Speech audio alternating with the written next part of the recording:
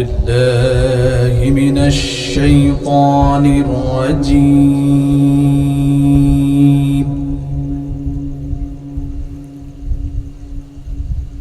بسم الله الرحمن الرحيم.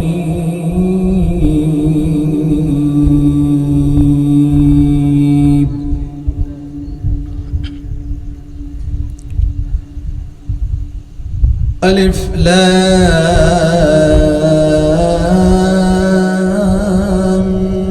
ميم.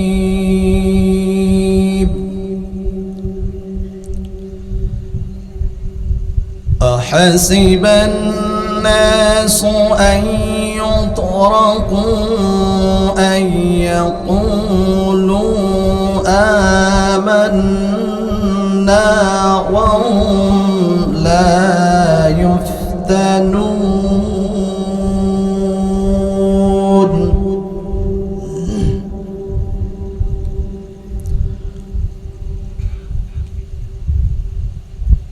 ولقد فتنا الذين من قبلهم فليعلمن الله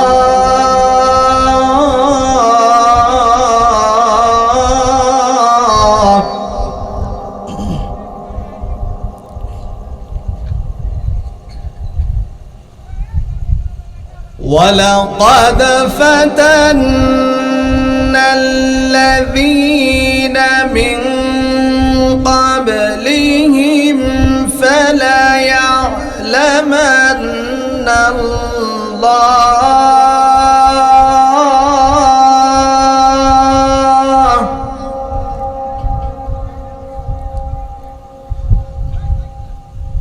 فليعلمن الله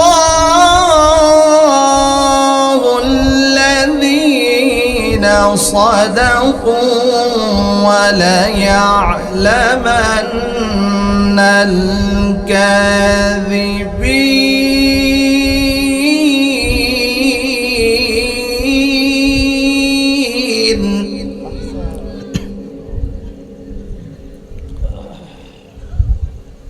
فليعلمن الله الذين صدقوا وليعلمن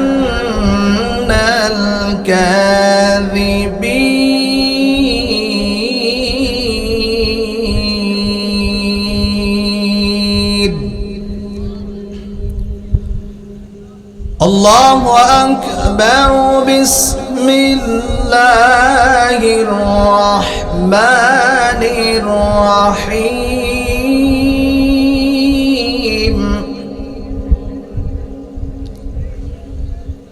إن الله وملائكته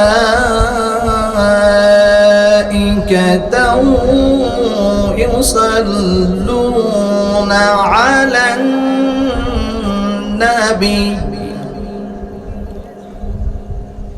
يا أيها الذين آمنوا صلوا عليه وسلموا تسليما.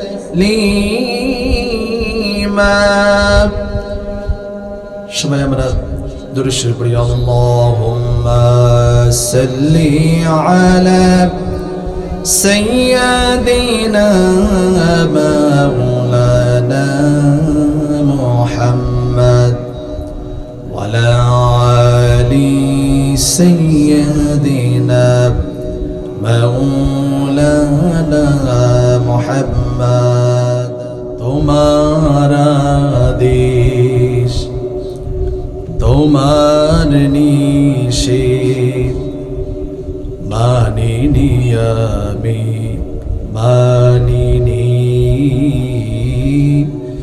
মানিনি তোমায় মানিনি।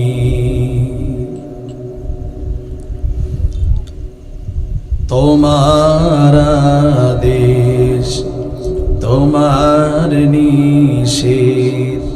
মানিনি আমি মানিনি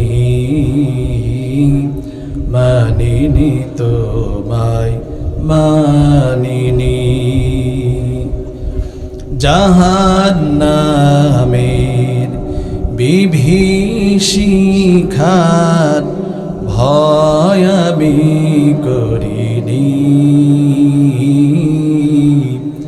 মানিনি আমি মানিনি মানিনি তোমায় মানিনি চলেছি শুধু ভুলের পথে পাপের রঙিন দুনিয়ায় চলেছি শুধু ভুলের পথে পাপের রঙিন দুনিয়ায় মাফ করে দাও মাফ করে দাও মাফ করে দাও আমায় মাফ করে দাও মাফ করে দাও মাফ করে দাও আমায় আল্লাহুম্মা حاسبني حسابا يسيرا اللهم حاسبني حسابا يسيرا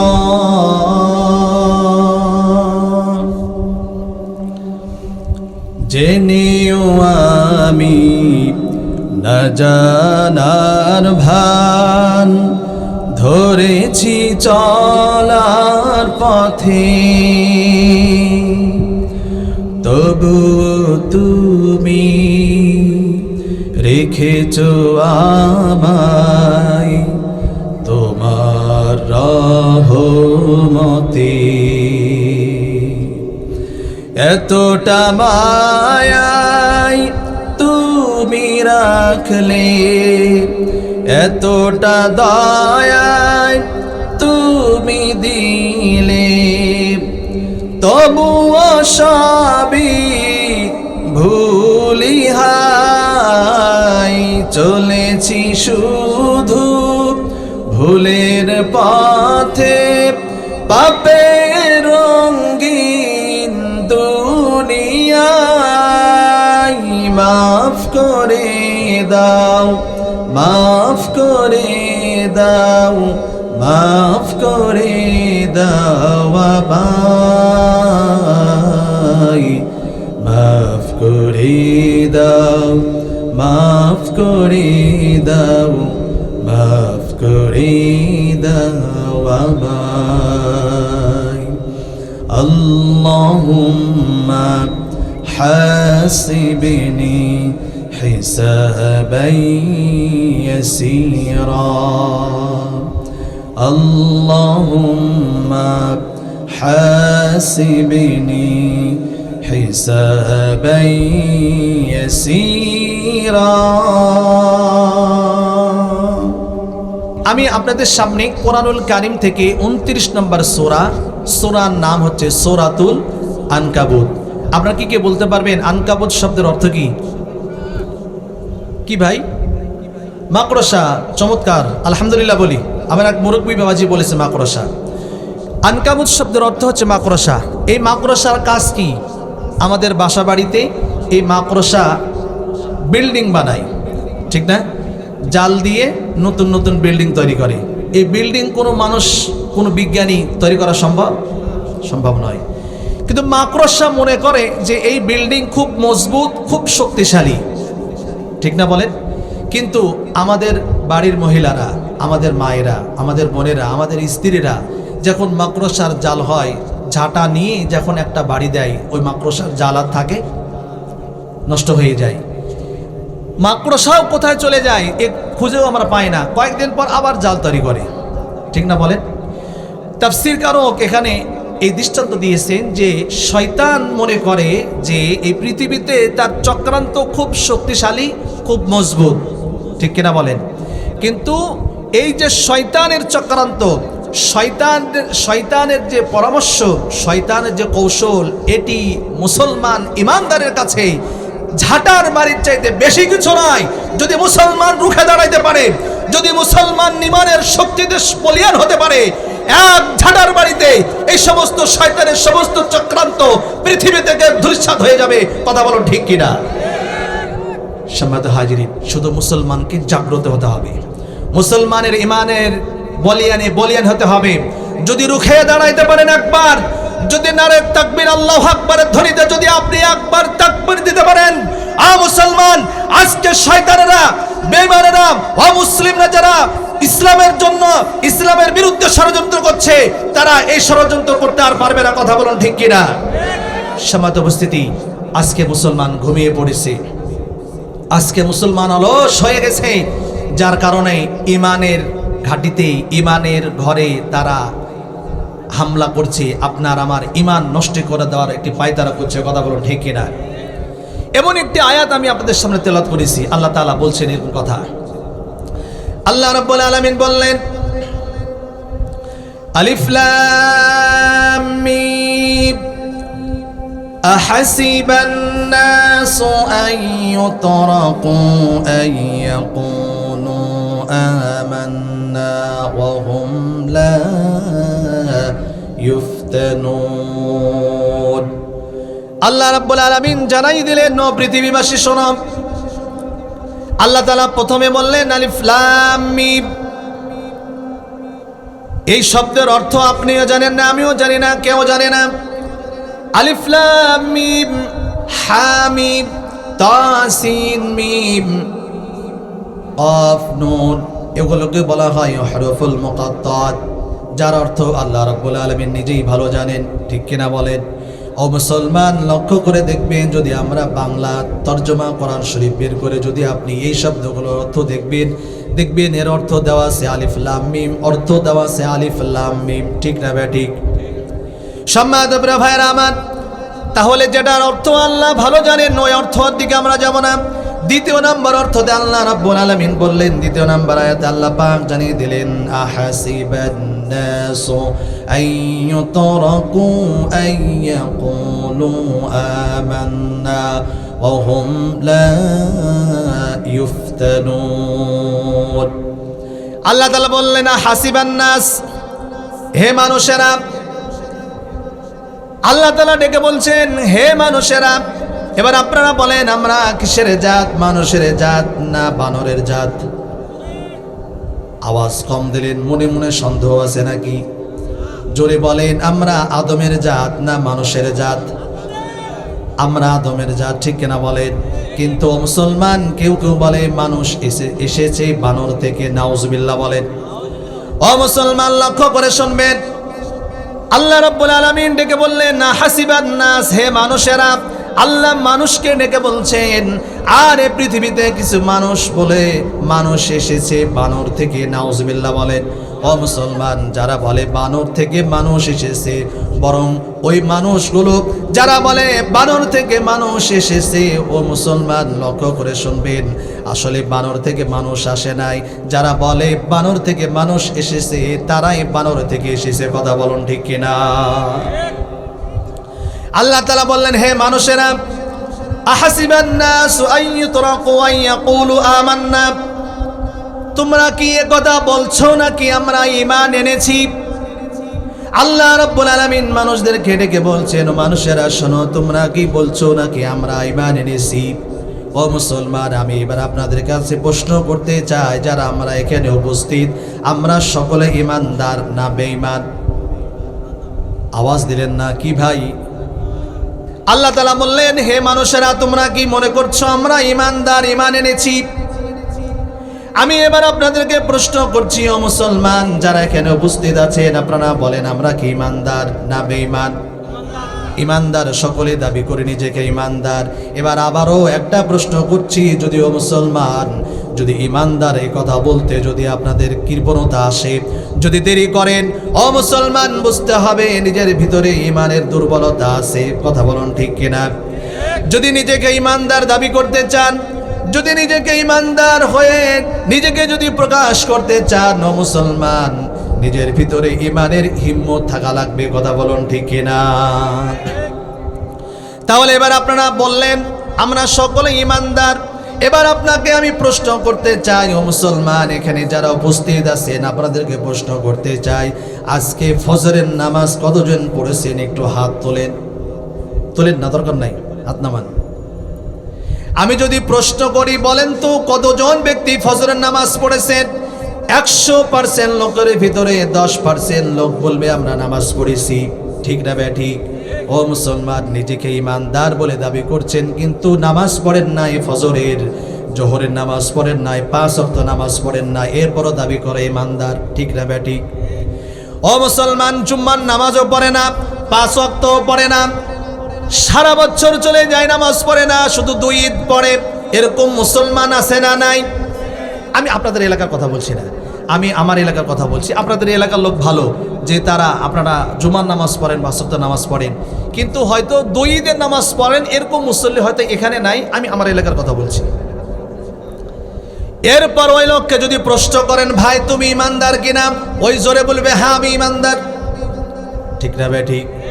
ও মুসলমান তাহলে আপনারা বলেন, যদি একজন মানুষ সারা বছর নামাজ পড়ে না, 2 ঈদের নামাজ পড়ে, তাকে যদি বলা হয় তুমি ইমানদার না বেঈমান, সেই ব্যক্তিটা বলে আমি ইমানদার। যে ব্যক্তিটা 5 ওয়াক্ত নামাজ পড়ে না, জুমার নামাজ পড়ে, সে ব্যক্তিকে যদি প্রশ্ন করা হয় বলো তুমি ইমানদার না বেঈমান, সে বলে আমি ইমানদার। যেই ব্যক্তি 5 ওয়াক্ত নামাজ পড়ে, জুমা পড়ে, ঈদের নামাজ পড়ে, তাকে যদি প্রশ্ন করেন তুমি ইমানদার না বেঈমান, সেও বলে আমি ইমানদার। ঠিক না বে ঠিক? ও মুসলমান আমরা নামাজ পড়ি বা না পড়ি, যেহেতু মুসলমানের ঘরে জন্ম নিয়েছি, নিজেকে দাবি করতেই পারে ইমানদার। ঠিক না বে ঠিক? কিন্তু এটা খ্রিস্টানরা পারে না, হিন্দুরা পারে না, অমুসলিমরা পারে না যে আমি ইমানদার। ঠিক না বে ঠিক? কিন্তু আমরা যদিও নামাজ না পড়ি, যদিও কষ্ট করে হলেও ঈদের 2টা নামাজ অন্তত পড়ি, কিন্তু এরপরও দাবি করি আমরা ইমানদার। ঠিক কিনা? যেহেতু মুসলমানের ঘরে জন্ম নিয়েছি, আমার বাবা মুসলমান, আমার দাদা মুসলমান, আমার 14 পিঢ়ি মুসলমান, আমিও মুসলমান। আসলে কি এইভাবে মুসলমান হতে হবে না একদম ন্যায় নিষ্ঠাবান মুসলমান হতে হবে? ইমানদারওয়ালা মুসলমান হতে হবে। ঠিক না ভাই ঠিক? এবার আল্লাহ তাআলা বললেন ও বান্দা শোনো, আহাসিবান নাসু আন ইউতরাকু আন ইয়াকুলু আমান্না। এরপরে আল্লাহ রাব্বুল আলামিন বললেন নহম লা ইফতানুন, যদি বলো আমরা ইমানদার, ঈমান এনেছি, তাহলে আল্লাহ রাব্বুল আলামিন বললেন নহম লা ইফতানুন, ও বান্দা অবশ্যই অবশ্যই তোমাদেরকে ঈমানের পরীক্ষা দেওয়া লাগবে। কি দেওয়া লাগবে? ঈমান এনেছেন আপনারা, এই কেমন ঈমানদার আমি আপনি, এই ঈমানের পরীক্ষা দেওয়াই লাগবে। ঈমানের পরীক্ষায় যদি আপনি উত্তীর্ণ হতে না পারেন, পাশ করতে না পারেন, যতই বলেন না কেন আমি ইমানদার, ওই ইমানদারের কোনো মূল্য আল্লাহর কাছে নাই। কথা বলুন ঠিক না ভাই ঠিক? আপনি বলতে পারেন আমি ইমানদার, আমি বলতে পারি ইমানদার, কিন্তু আল্লাহ বলছেন না হুম লা ইফতানুন, অবশ্যই ইমানের পরীক্ষা দিতে হবে। এই পরীক্ষায় যদি উত্তীর্ণ হতে পারো তবেই তুমি ইমানদার, নয়তোবা তুমি ইমানদার হতে পারবে না। কথা বলুন ঠিক না ভাই ঠিক?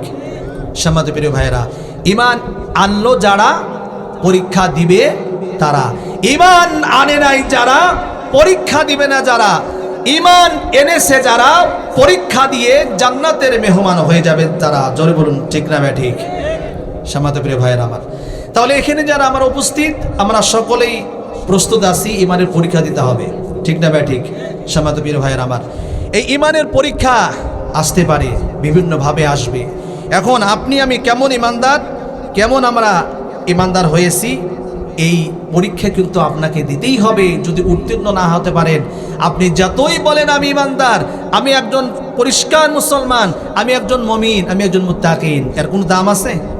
থাকবে? বলেন, কোনো দাম নাই। পরীক্ষা দেওয়াই লাগবে। এখন পরীক্ষা কেমন হতে পারে? সম্মানিত প্রিয় ভাইয়েরা আমার, খুব লক্ষ্য করে শুনতে হবে। সম্মানিত প্রিয় ভাইয়েরা আমার, ঈমান যখন এনেছেন আপনি, এবার ঈমান আনার পরে কোরআনের কথা, হক কথা, সত্য কথা, ন্যায় নিষ্ঠাবান কথা যখন আপনি বলতে থাকবেন, কোরআনের কথা যখন বলবেন, হক কথা বলবেন, সত্য কথা বলবেন, সত্য পথে চলবেন, কোরআনের রাজ কায়েম করতে চাইবেন, কোরআনের আইন পৃথিবীতে বাস্তবায়ন করতে চাইবেন, ও মুসলমান দেখবেন ওই মানুষদের উপরে দিনে দিনে আস্তে আস্তে বিপদ আসে না, আসে না? ঠিক না ভাই? ঠিক। সম্মানিত প্রিয় ভাইয়ের আমার, রাগ করলে চলবে না। কোরআন থেকে কথা বলছি, যদি রাগ হয় তাহলে বুঝতে হবে আপনার ঈমান, বুঝেন নাই? যদি রাগ করেন আমার কথা শুনে, তাহলে বুঝতে হবে ঈমান কোথায় গেছে, চলে গেছে, ঈমানের কোনো দাম নাই। খুব লক্ষ্য করে শুনতে হবে। সম্মানিত প্রিয় ভাইয়ের আমার, আপনি যখন আল্লাহর কথা বলবেন, কোরআনের কথা বলবেন, সত্য কথা বলবেন, এই পৃথিবীতে কোরআন প্রতিষ্ঠিত হোক, আপনি যখন চাইবেন কোরআনের আন্দোলন করবেন, দেখবেন আপনার উপরে আস্তে আস্তে বিপদ আসবে। আল্লাহ রাব্বুল আলামিন জানিয়ে দিলেন, ও বান্দা শুনে রাখো কেমন করে বিপদ আসবে। আল্লাহ রাব্বুল আলামিন বললেন, ওয়ালা নাবলুওয়ান্নাকুম বিশাইইম মিনাল খাউফি ওয়াল জু'i ওয়া নাকসিম মিনাল আমওয়ালি ওয়াল আনফুসি ওয়াস সামারাত ওয়া বাশশিরিস সাবিরিন। সবাই বলুন আল্লাহু আকবার। আল্লাহ রাব্বুল আলামিন জানাই দিলেন, ও পৃথিবীবাসী শোনো, তুমি যখন কোরআনের কথা বলবা, হক কথা বলবা, সত্য কথা বলবা, ন্যায় নিষ্ঠাবান কথা বলবা, সর্বপ্রথম যাদের কোরআনের কথা শুনলে গায়ে অ্যালার্জি হয়, কোরআনের কথা সহ্য করতে পারে না, কোরআনের আইনের কথা সহ্য করতে পারে না, কোরআন পৃথিবীতে প্রতিষ্ঠিত হোক তারা চায় না, এই কথাগুলো শুনলে যাদের গা জ্বলে, যাদের গায়ে ফুসকা লাগে, যাদের গা জ্বালা পোড়া করে, ও মুসলমান লক্ষ্য করে শোনো, তুমি যখন এই কথাগুলো বলবা, অবশ্যই ওই মানুষগুলো তোমাকে সর্বপ্রথম তোমাকে ভয় দেখাবে। কার কথা? আল্লাহ পাকের কথা হলো, তুমি যখন এই কথাগুলো বলবা, এক শ্রেণীর লোক তোমাকে সর্বপ্রথম ভয় দেখাবে, হুজুর সাবধান, বা যে কথা বলবে তাকে বলবে সাবধানে কথা বলবেন। ঠিক না ভাই? ঠিক। সাবধানে কথা বলল, এরপরে বলবে সাবধান করে দেওয়ার পরে, ভয় দেখানোর পরে যখন শুনলো না, তখন তার ব্যাপারে মামলা দিবে, তার ব্যাপারে হামলা করবে তাকে। ঠিক না ভাই? ঠিক। ও মুসলমান, তাতে যদি পরিবর্তন না হয়, জেল দিবে, জুলুম দিবে, দেখবেন দিনের পর দিন, মাসের পর মাস, বছরের পর বছর, বছরের পর বছর জেলখানায় আবদ্ধ করে রাখবে, তারপরও তারা ওই আবদ্ধ থেকে উদ্ধার করবে না। কথা বলুন ঠিক কিনা? কি অপরাধ কোরআনের কথা বলা? কোরআনের আইন পৃথিবীতে প্রতিষ্ঠিত হোক, এ কথা বলাই কি তাদের অপরাধ? এ কথা কি তাদের না আল্লাহর কথা? বলেন প্রিয় ভাইরা। যদি উত্তর দিতে আপনাদের কার্পণ্য হয়, তাহলে কিন্তু ঈমানের খুব দুর্বলতা বুঝতে পারবো। এই যে কথাগুলো বলছি, এগুলো কোনো আলেমের কথা না আল্লাহর কথা? আল্লাহর কথা। সম্মানিত প্রিয় ভাইয়েরা আমার, তাহলে আপনাকে বুঝতে হবে, আল্লাহর কোনো কথা যদি বলে আর ওই কথা যদি আমার মতের বিরুদ্ধে চলে যায়, তাহলে আমার মত পরিবর্তন করতে হবে। কথা বলুন ঠিক কিনা? কোরআনের কোনো কথা বলতে গিয়ে যদি আমার দলের বিরুদ্ধে চলে যায়, দল প্রয়োজনে ছাড়তে হবে, কিন্তু কোরআন ছাড়া যাবে না। কথা বলুন ঠিক কিনা? মুসলমান, যদি কোরআনের কথা শুনতে গিয়ে যদি আমার নেতাকে পরিবর্তন করতে হয়, প্রয়োজনে নেতাকে পরিবর্তন করব, কিন্তু কোরআনকে পরিবর্তন করা যাবে না। কথা বলুন ঠিক কিনা? এটাই হচ্ছে ইমানদার। ঠিক না ভাই? ঠিক। ও মুসলমান, আপনি যদি চিন্তা করেন এই কোরআনের কথা শুনতে গিয়ে আমার দল থাকছে না, কোরআনের কথা শুনতে গিয়ে আমার নেতা থাকছে না, কোরআনের কথা শুনতে গিয়ে আমার রাজনীতি থাকছে না, কোরআনের কথা শুনতে গিয়ে কোরআন যেই কথাগুলো বলে, যে দলের কথা বলে, যেই নেতার কথা বলে, ওই নেতাকেই অনুসরণ করতে হবে, ওই দলটাই করতে হবে। কথা আমার না আল্লাহর? জোরে আওয়াজ দিয়ে বলেন, কথা কার? ও মুসলমান, ইমানের বহির্প্রকাশ হচ্ছে এটাই। আপনার ইমান যদি আপনাকে থামিয়ে দেন, আমি যেটা করছি এটা ভুল, এটা করা যাবে না, যেই নেতাকে আমি অনুসরণ করছি এই নেতাকে অনুসরণ করা যাবে না। ও মুসলমান, যদি আমি নেতার আনুগত্য করতে চাই, ওই নেতাকে আনুগত্য করব, যে নেতার আদর্শ মানলে আল্লাহ রাব্বুল আলামিন আমার জন্য ওই নেতার সুপারিশ আমার উপরে ওয়াজিব করে দিয়ে আল্লাহ পাক আমার জন্য জান্নাত নসিব করে দিবে। জোরে বলুন সুবহানাল্লাহ। সম্মানিত প্রিয় ভাইরা আমার, আল্লাহ তাআলা বলছেন, তুমি যখন কোরআনের কথা বলতে যাবা, তোমার উপরে সর্বপ্রথম ভয় দেখাবে হামলা করবে, মামলা করবে। ও মুসলমান, লক্ষ্য করে শুনবেন, আল্লাহ রাব্বুল আলামিন জানিয়ে দিলেন, ও বান্দা, এরপরও তুমি যদি ইমানের উপর অটল থাকতে পারো, ইমানের উপরে যদি মজবুত ইমান নিয়ে তুমি থাকতে পারো, যতই অত্যাচার করুক না কেন, যতই জেল হোক না কেন, যতই জুলুম করুক না কেন, যতই তোমাকে কষ্ট দিক না কেন, ইমানদারের কাজ হলো সকল যন্ত্রণা, সকল কষ্ট সহ্য করে ইমানের উপরে অটল থেকে ইমানের কে ধরে রাখতে হবে। কথা বলুন ঠিক না বেঠিক? সম্মত প্রিয় ভাইরা, এই পৃথিবীতে আকাশের নিচে জমিনের উপরে আল্লাহ রাসূল সাল্লাল্লাহু আলাইহি সাল্লামের চাইতে ভালো মানুষ পৃথিবীতে আর একজনও ছিল না। চিন্তা করেন, আল্লাহ রাসূল সাল্লাল্লাহু আলাইহি সাল্লামের কোনো অপরাধ নাই, 40 বছর পর্যন্ত সমস্ত কাফেরদের কাছে আল আমিন উপাধি পেয়েছেন, ভালো মানুষ, সুন্দর একজন মানুষ। এত ভালো মানুষ এই আকাশের নিচে জমিনের উপরে আর একজনও ছিল না, এই উপাধি কাফেরেরাই দিয়েছিল। ঠিক না ব্যাঠিক? কিন্তু কোরআনের কথা যখন বলেছে, কোরআনের আইনের কথা যখন বলেছে, ওই সমাজের নেতা নেত্রীর বিরুদ্ধে যখন লেগে গেছে, তখন নবীজির বিরুদ্ধে তারা ষড়যন্ত্র করেছে। কথা বলেন ঠিক কিনা? সম্মানিত প্রিয় ভাইয়ের আমার, আল্লাহর রাসূল এত সুন্দর একজন মানুষ, এত সুন্দর একজন সুদর্শন একজন যুবক, এত সুন্দর একজন মানুষ দেখে মুগ্ধ হয়ে ঈমান এনেছে। তাকে দেখে মুগ্ধ হয়ে বলেছে যে এই লোকটি অবশ্যই আল্লাহর নবী হতে পারে, এছাড়া অন্য কিছু হতে পারে না। ঠিক না ভাই? ঠিক। আল্লাহ রাসূলের উপরে ঈমান তারা এনেছে। আর এরকম লোককেই বেঈমানেরা তারা রক্তাক্ত করেছে, নবীজিকে আঘাত করেছে, নবীজির দন্দন মোবারক শহীদ করে দিয়েছে, নবীজিকে 1 নয় 2 নয় দীর্ঘ 3 বছর জেলখানায় আবদ্ধ করে রেখে দিয়েছে। কথা বলেন ঠিক কিনা? কোনো অপরাধ ছিল? কোনো অপরাধ ছিল না। সম্মানিত প্রিয় ভাইয়ের আমার, ইমানের উপরে অটল থাকতে হবে। ঠিক না ভাই? ঠিক। যতই বিপদ আসুক না কেন, ইমানের উপরেই অটল থাকতে হবে। আপনাকে রাজি আছেন? কারা কারা রাজি আছেন? তো হাত উঁচু করে আল্লাহকে দেখান।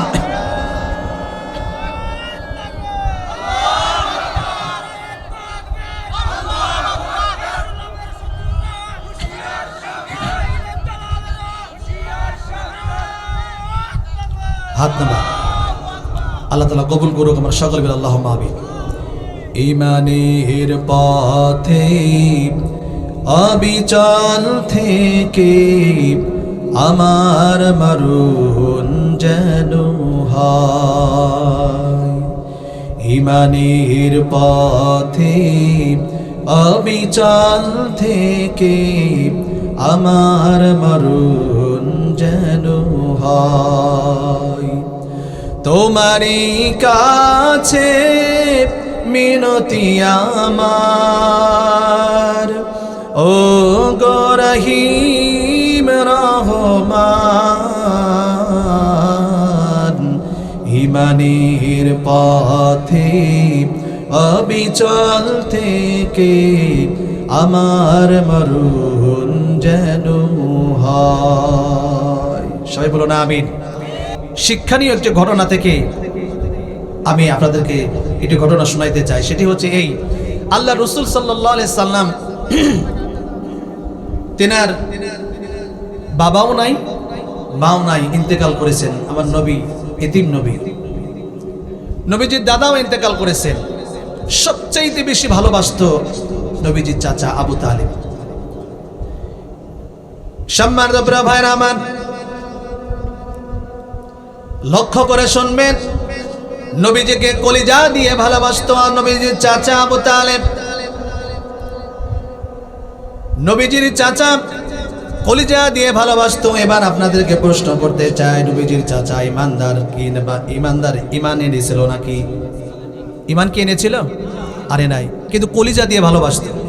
নবীজিকে একজন ব্যক্তিও একটি বাজে মন্তব্য করতে পারতো না, যদি কে করতো তার খবর ছিল। ঠিক না ভাই? ঠিক। এত বেশি ভালোবাসতো নবীজির চাচা আবু তালিব। সম্মানিত প্রিয় ভাইয়েরা আমার, নবীজির একবার চোখ ব্যথা করছেন, চোখ ফুলে গেল। নবীজি ব্যথায় কষ্ট পাচ্ছেন। 2 দিন 3 দিন হয়ে গেল, নবীজির চিকিৎসা করবেন এমন কোনো ডাক্তার পাচ্ছে না, কবিরাজও পাচ্ছে না। নবীজি বলছেন, ওগো চাচা, আমার বাবাও নাই, আমার মাও নাই, আমার দাদাও নাই, তারা তো সকলে চলে গেছে। আমার চোখ উঠেছে, আমার চোখ প্রচন্ড ব্যথা, চোখগুলো ফুলে গেছে, আমি কষ্ট পাচ্ছি। নবীজির চাচা বললেন, ও ভাতিজা এরকম করে বলো না, আমি তোমাকে খুব ভালোবাসি। আমি এ মক্কা নগরীতে তোমার চোখের চিকিৎসার জন্য অনেকগুলো ডাক্তার খুঁজেছি, কবিরাজ খুঁজেছি। ও ভাতিজা একজন কবিরাজও পাই নাই, ডাক্তারও পাই নাই। ও ভাতিজা তুমি এমন করে বলো না, আমি অনেক কষ্ট পাবো তোমার কথা শুনি। ও ভাতিজা আমি একজন কবিরাজের সন্ধান পেয়েছি, চলো কালকে সকালবেলা আমরা চাচা ভাতিজা চলে যাব কবিরাজের বাড়িতে। সন্ধান পেয়েছি অমুক জায়গায় একজন কবিরাজ আছে। কিন্তু কবিরাজের বাড়ি আর নবীজির বাড়ি মক্কা থেকে কবিরাজের বাড়ি 1 নয় 2 নয় 80 কিলোমিটার রাস্তা। নবীজির বাড়ি থেকে কবিরাজের বাড়ি কত কিলোমিটার? 80 কিলোমিটার রাস্তা। নবীজি এত অসুস্থ, চোখ ফুলে গেছে, চোখের ব্যথায় নবীজি কাতরাচ্ছেন, নবীজি সহ্য করতে পারছেন না। এই কষ্ট আল্লাহ পাকের লেগে গেল। আল্লাহ পাক চিন্তা করছেন আমার নবী এত কষ্ট পাবে, 80 কিলোমিটার রাস্তা নবীজি হেঁটে হেঁটে যাবে, আমি আল্লাহ তা সহ্য করব না। পরের দিন সকালবেলায় নবীজির চাচা আবু তালেব আর নবীজি কবিরাজের বাড়িতে যাওয়ার উদ্দেশ্যে যখন এক ধাপ সামনে এগিয়েছেন, ও মুসলমান লক্ষ্য করে শুনুন, একটা ধাপ যখনই দিয়েছে আল্লাহ রাব্বুল আলামিন 80 কিলোমিটার রাস্তা পার করে দিয়ে কবিরাজের বাড়িতে আল্লাহ পাক পৌঁছাই দিয়েছে। জোরে বলুন সুবহানাল্লাহ। বুঝেন নাই মনে হয়? এক ধাপ আগিয়েছেন যে কবিরাজের বাড়িতে যাব, পরের ধাপ দিয়েছেন কবিরাজের বাড়িতে। সুবহানাল্লাহ বলবেন না? এইবার দেখুন কবিরাজের বাড়িতে গিয়ে কবিরাজ সাহেব ঘরের ভিতরে চিকিৎসা করছেন। ওই কবিরাজের আবার কম্পাউন্ডার আছে একজন। আমাদের বর্তমান সমাজে দেখবেন ডাক্তারের একজন পিএ থাকে, ঠিক না ব্যাঠিক? ডাক্তারের চাইতে পিএরই ভাব আলাদা, ঠিক না ব্যাঠিক? 100 টাকা দিলে সিরিয়াল ঠিকই মিলে যায়, যদি টাকা না দেন তো সবসময় 20-এর উপরে থাকে, ঠিক না ব্যাঠিক? ডাক্তার তো উনি না, ডাক্তার যেন পিএই ডাক্তার। আপনি যদি রিপোর্ট দেখান যে রিপোর্টে কি মনে হচ্ছে ভাই, তো ওই বলে দেবে, কিন্তু আসলে কি সত্য কিছুই জানে না, আন্দাজি। ওখানেও তাই অবস্থা। কবিরাজের চাইতে কম্পাউন্ডার যিনি, তিনারই ভাব আলাদা। আবু তালেব যে বলতেছে আমার ভাতিজা অনেক কষ্ট করে দূর থেকে এসেছি, তো খুব কষ্ট পাচ্ছে, ছোট মানুষ, একটু দাও না, একটু আগে আমার ভাতিজা চিকিৎসা করা যায় না? বলো কোনো সুযোগ নাই, পিছনে এসেছেন, পিছনে লাইন ধরেন, সবার লাস্টে থাকবেন, সবার শেষে থাকবেন, একে একে আসবেন, চিকিৎসা হবে, আগে আসলে চিকিৎসা নাই। আল্লাহ তাআলা সহ্য করলেন না। সম্মানিত প্রিয় ভাইরা আমার, সকলের শেষে নবীজি দাঁড়িয়ে আছেন। অনেকক্ষণ হয়ে গেল, অনেক রোগী এক এক করে চিকিৎসা করছেন, চলে যাচ্ছেন। নবীজি বলছেন, ও চাচা চোখের ব্যথার চাইতে পেটের ব্যথা বেড়ে বেড়ে গেল, তার মানে অনেকক্ষণ হয়ে গেল, ক্ষুধার যন্ত্রণা বেড়ে গেল। নবীজি বলছেন, ও চাচা যদি খাবারের একটু ব্যবস্থা করতেন আমার জন্য একটু ভালো হতো।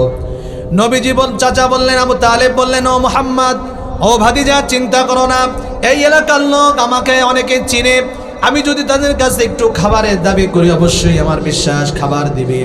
এবার আপনারা বলেন নবীজির চাচা কোথায় গেল? খাবার আনতে গিয়েছে, মনে রাখবেন। এইবার নবীজির চাচা নবীজির কাছে আর নাই। নবীজি একবার বললেন, ও কম্পাউন্ডার, আমি অনেকক্ষণ থেকে পিছনে আসি, একটু সামনে সুযোগ দেওয়া যায় কিনা? কম্পাউন্ডার খেপে গিয়েছে, খেপে গিয়ে হাত এরকম করে হাত জোগাচ্ছেন আর মনে মনে চিন্তা করছেন এবার তাকে কিছু বলবো। আল্লাহ তাআলা সহ্য করলেন না এই বেয়াদবিটা। আল্লাহ তাআলা বলছেন, তো খবরদার, তুই যে সামনে যাবি আমার নবীকে কিছু বলবি, এটা আমি আল্লাহ পাক সহ্য করব না। আল্লাহ রাব্বুল আলামিন যখনই ওই বান্দা কম্পাউন্ডার যখনই আল্লাহর নবীকে কিছু বলবে বলে যখন এক ধাপ সামনে আগাবে, ওরকম সময় আল্লাহ রাব্বুল আলামিন বলছেন, ও কম্পাউন্ডারের পা, আমি আল্লাহ বলছি খবরদার একটা ধাপ সামনে দিবি না, এখনই তুই পা অবশ হয়ে যা, অবশ হয়ে যা, তুই আমার সৃষ্টি, আমার নবীর সঙ্গে বেয়াদবি করেছে, খবরদার একটা ধাপ সামনে দিতে পারবি না। কথা কার? আল্লাহ পাকের কথা। হাতকে অর্ডার করেছে আল্লাহ পাক, হাত খবরদার একটুকু লড়বি না, একদম স্টপ হয়ে থাকো, নড়তে পারবে না, একদম স্টপ হয়ে আছে, আর যেতে পারে নাই। এই কিছুক্ষণের ভিতরে আল্লাহ রাব্বুল আলামিন ছোট্ট একটি ভূমিকম্প দিয়ে দিয়েছে। কি দিয়েছে ভাই? ভূমিকম্প দিয়েছে। কিছুক্ষণের ভিতরেই ভূমিকম্প যখন হয়েছে, যারা রোগী ছিল দিক বিদিক সকলেই দিয়েছে দৌড়। চিকিৎসা আগে না আগে নিজের জান বাঁচাবে। চিন্তা করছেন যদি বেঁচে থাকি তাহলে চিকিৎসা পরে হবে, আগে দি দৌড়, আগে ভূমিকম্প থেকে বাঁচি। কিছুক্ষণের ভিতরে ভূমিকম্প যখন হয়ে গেছে, ডাক্তার সাহেবও ভয়ে বাড়াই গেছে, কম্পাউন্ডার তো একদম থ হয়ে দাঁড়ায় গেছে, প্যারালাইসিসের মতো একদম স্থির দাঁড়িয়ে আছে। রোগী একটাও নাই, সামনে আমার নবী বিশ্বনবী জনাবে মুহাম্মদুর রাসূলুল্লাহ সাল্লাল্লাহু আলাইহি সাল্লাম দাঁড়িয়ে আছেন, কম্পাউন্ডার আর ডাক্তার, এছাড়া একজন রোগীও নাই। ডাক্তার সাহেব বের হয়ে এসে দেখতেছে রোগী আর নাই, কম্পাউন্ডারকে বলতেছে, এই রোগী কই, ঘর নড়লো কেন? কম্পাউন্ডারকে আসে না গেছে? ওই তো থ হয়ে আছে, জবান বন্ধ হয়ে গেছে, জবান নাই, কেড়ে নিয়েছে কে? আল্লাহ তাআলা। এবার যখন কম্পাউন্ডারকে যখন ডাক্তার এভাবে ঠোকা দিয়েছে একটা, যখন একটু ধাক্কা দিয়েছে তখন একটু নড়ে উঠেছে। ডাক্তার সাহেব প্রশ্ন করছে, কি ব্যাপার, তোমার কি হয়েছে? তিনি বলতেছেন, কি হয়েছে আমি নিজেও জানি না। তো রুগী কই? তো রুগী কই আমিও তো জানি না। তো জানো না মানে রুগী গেল কোথায়? ঘর নড়লো কেন? তো ঘর নড়লো কেন আমি তো এটাও জানি না। তো তবে আমি এটা জানি, আমার মনে হচ্ছিল যে এই বাচ্চাটাকে আমি কিছু বলবো, এই আমি চিন্তা ফিকির নিয়েছি, কিছুক্ষণের ভিতরেই আমার সেন্স নাই, আমার হাত পা যেন কেমন হয়ে গেছে। তো তিনি ডাক্তার যখন প্রশ্ন করছেন, এই সন্তানকে, আমি হুজুর কিছু বলতে পারবো না, আমি কিছু জানি না। ডাক্তার সাহেব প্রশ্ন করলেন, ও বাচ্চা তোমার নাম কি? নবীজি বললেন, আমার নাম মুহাম্মদ সাল্লাল্লাহু আলাইহি ওয়াসাল্লাম। নবীজি যখন বললেন আমার নাম মুহাম্মদ, ডাক্তার বলল, তোমার বাড়ি কি মক্কায় নাকি? তিনি বললেন, হ্যাঁ আমার বাড়ি মক্কায়। এবার আপনারা বলেন, চাচা কোথায় গেছে, মনে আছে নাকি? কোথায় গেছে? আমি বুঝতে পারলাম যে আপনার মনোযোগ দিয়ে কথাটা শুনছেন, যে শিক্ষা আছে বলে আমি আপনাদের কথাটা বলছি। ডাক্তার সাহেব প্রশ্ন করলেন, তুমি কার সঙ্গে এসেছ? তিনি বললেন, আমি আমার চাচার সঙ্গে এসেছি। কিছুক্ষণের মধ্যে চাচা এসে উপস্থিত। ডাক্তার সাহেব প্রশ্ন করলেন, তোমার নাম কি? তিনি বললেন, আমার নাম আবু তালেব। ডাক্তার বললেন, তোমার সঙ্গে যে বাচ্চাটা এসেছে, বাচ্চাটার নাম কি বলো? তিনি বললেন, মুহাম্মদ। ডাক্তার প্রশ্ন করলেন, এই সন্তানটা তোমার কে হয়? আবু তালেব বললেন, এই সন্তানটা আমার সন্তান। ডাক্তার সাহেব বললেন, না তোমার সন্তান হতে পারে না, তোমার এই সন্তান না। তার কারণ হলো আমি বাইবেলের একজন পণ্ডিত, দীর্ঘদিন থেকে আমি বাইবেল পড়েছি।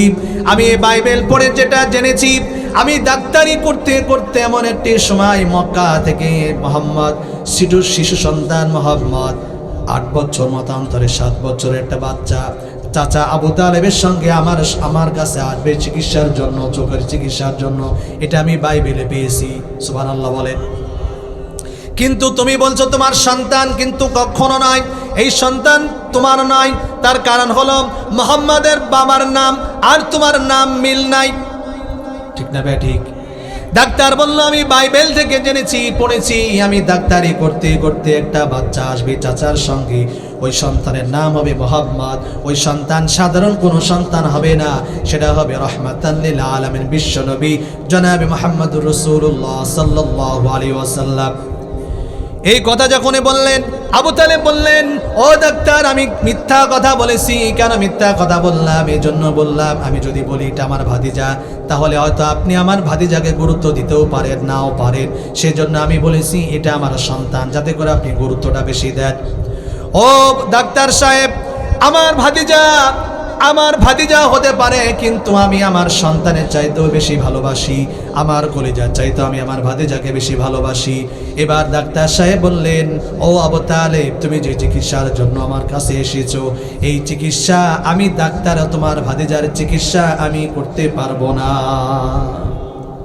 সমস্যা বাড়লো না কমলো? বেড়ে গেল। নবী যেদিকে কাতরাচ্ছেন, কষ্ট পাচ্ছেন, ব্যথা, চোখ ফুলে গেছে, এত ব্যথা। আর ডাক্তার যদি বলে যে আমি এই চিকিৎসা করতে পারবো না, নবীজির চিকিৎসা আমি করতে পারবো না, সমস্যা বাড়লো না কমলো? বেড়ে গেল। তাহলে এর সমাধান কি? আমি আপনাদের সকলের কাছে দোয়া চেয়ে নিচ্ছি, দোয়া চাই। আমি আপনাদের সকলের কাছে দোয়া চাচ্ছি, দোয়া করছি, এবং আল্লাহ রাব্বুল আলামিনের কাছে সকলের জন্য দোয়া করছি, যারা দান করেছেন, যারা সহযোগিতা করেছেন। বিশেষ করে আমার প্রিয় ভাই রমজান ভাইকে আল্লাহ পাক কবুল করুক, ইন্তেজামিয়া কমিটিকে কবুল করুক, বিশেষ অতিথিবৃন্দকে কবুল করুক, মাহফিল সভাপতিকে কবুল করুক, যারা শ্রোতা মণ্ডলীর সামনে আছেন আপনাদের সকলকে আল্লাহ পাক কবুল করুক, মা বোনদেরকে কবুল করে নিক। আল্লাহ রাব্বুল আলামিন আমাদের সকলকে এরকম একটি জান্নাতি পরিবেশে আমাদের সকলকে কবুল করে নিক। আমরা সকলে মিলে আল্লাহুম্মা আমিন। ওয়া আখিরু দাওয়ানা আলহামদুলিল্লাহি রাব্বিল আলামিন। আসসালামু আলাইকুম ওয়া রাহমাতুল্লাহি ওয়া বারাকাতুহু।